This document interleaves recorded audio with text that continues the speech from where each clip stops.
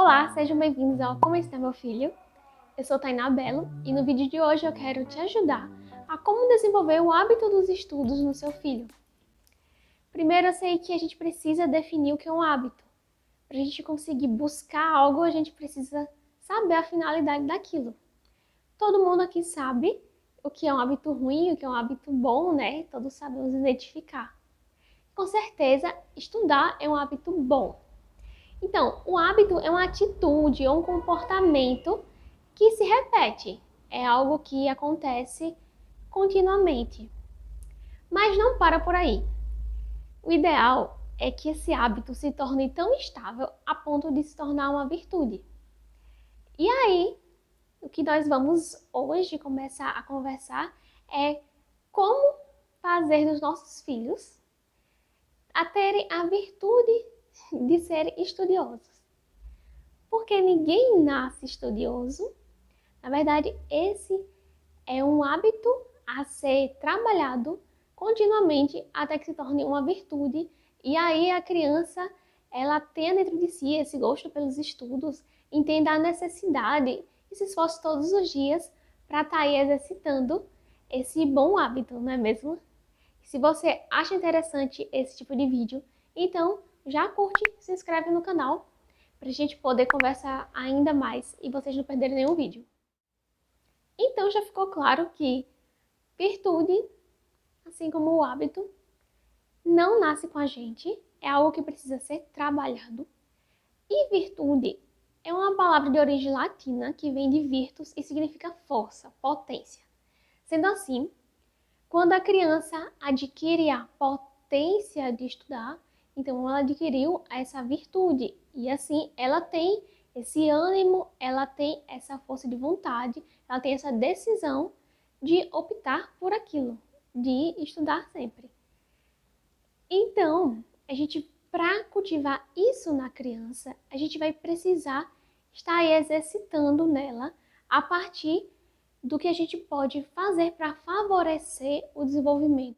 Então, o que é que na prática que a gente precisa colocar nesse terreno fértil, que é o solo da cabecinha dessa criança, para que ela floresça e esses frutos sejam então essa virtude do saber estudar sozinho, do conseguir estudar, do amar os estudos, não é mesmo?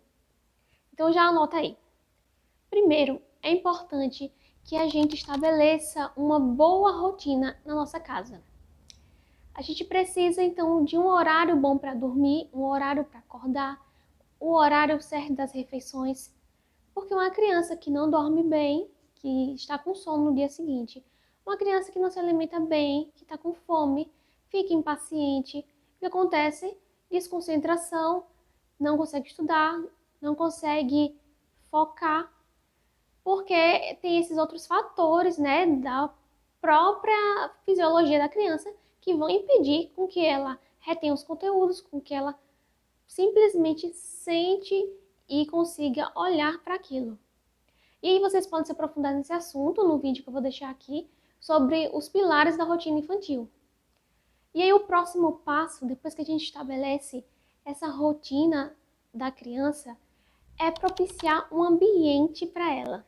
Então a gente precisa fazer com que esse ambiente de estudo favoreça a concentração, favoreça aquele momento. Seja separando um cantinho, se a criança tiver um quarto em que possa colocar uma mesinha só para ela, não tendo um quarto, um escritório para essa criança, então basta a mesa da cozinha, basta uma mesa com tudo tirado para que ali possa ser um momento somente dos seus estudos.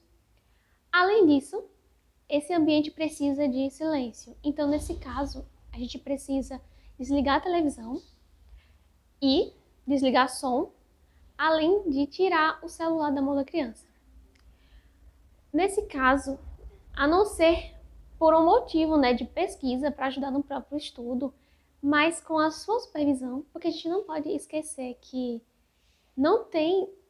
a criança não tem esse autocontrole, esse autodomínio de dizer para si mesmo: eu não vou olhar nenhuma mensagem, eu não vou entrar em nenhum jogo. Esse autodomínio é algo que só atingimos enquanto adultos E olha que tem gente que mesmo assim ainda tem muitas dificuldades para conseguir ter, né? É algo que a gente precisa trabalhar durante a nossa vida. Mas imagina uma criança que ela ainda não tem o autocontrole emocional, ainda não tem esse autodomínio das suas ações. Por isso que a gente precisa estar sempre ali conversando com ele, sempre ali supervisionando, observando, ajudando no que ele precisar. E ainda dentro dessa rotina, a gente precisa estabelecer um bom horário de estudos. E esse horário precisa ser pensado de forma inteligente por nós.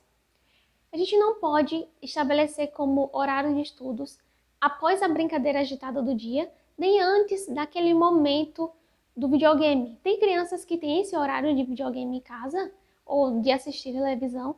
Se o horário do estudo fica muito próximo, é bem capaz da criança querer terminar apressadamente para poder fazer o que parece para ela mais divertido, até porque tem um retorno emocional de bem-estar mais rápido, o videogame ou assistir televisão.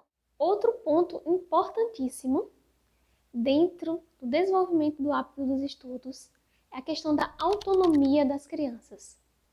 Porque o que acontece muitas vezes é que aquela dependência de bebê se estende, mas se estende tanto que aí esse bebê que antes era muito dependente se torna uma criança dependente, um pré-adolescente ou um adolescente que não consegue ter a responsabilidade de cumprir com seus horários, de cumprir com seus deveres de casa, de cumprir com as tarefas escolares. E isso é porque não foi cultivado e não foi orientado previamente, e é o que a gente quer consertar aqui nesse momento.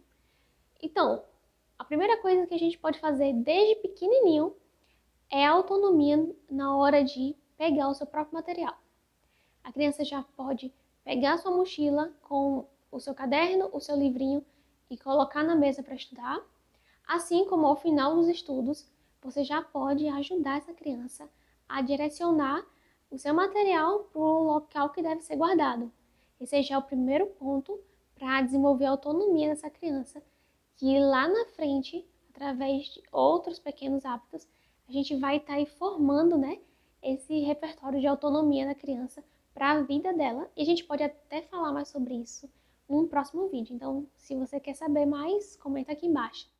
Então, vamos colocar em prática todos esses pequenos hábitos para a gente construir a virtude, né, de uma criança estudiosa.